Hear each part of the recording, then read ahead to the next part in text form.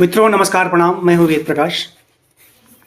मित्रों, शादियों का दौर चल रहा है और चारों तरफ शादियों में शक्ति का प्रदर्शन बेहिसाब हो रहा है। यह अपने समाज की घिनौनी और कड़वी सच्चाई है कि जैसे ही बेटे के हाथ में जॉब लेटर आता है ना, तो पिता के भीतर का इंसान मर जाता है और एक व्यापारी जन्म लेता है। जिस बेटे को कल तक पिता काबिल इंसान बनाना चाहता था, नौकरी लगते ही उसे मुनाफे की मशीन समझने लगता है।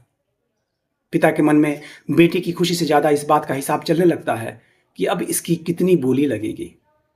सरकारी नौकरी तो मानो खुली नीलामी का लाइसेंस बन जाती है।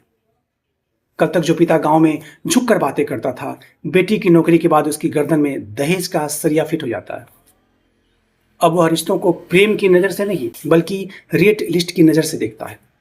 अच्छे और संस्कारी रिश्तों को तो वह यह कहकर ठुकरा देता है कि मेरे बेटे का ओहदा बड़ा है, तुम्हारे पास देने को है क्या।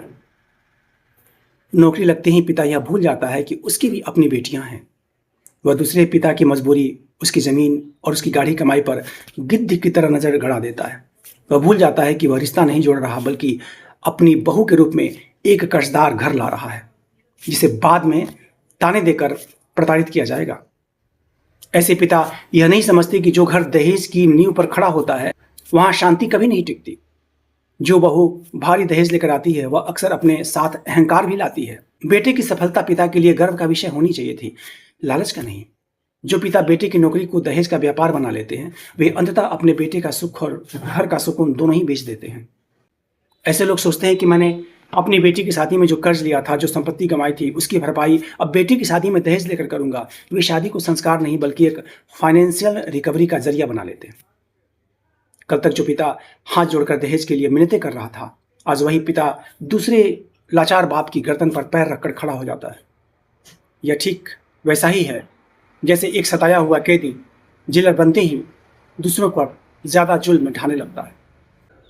अपनी बेटी के घर में लालची सास ससुर मिलने पर ये लोग रोते हैं, उन्हें कोसते हैं, लेकिन खुद अपने घर में आने वाली बहू के लिए वही जालिम ससुर बन जाते हैं।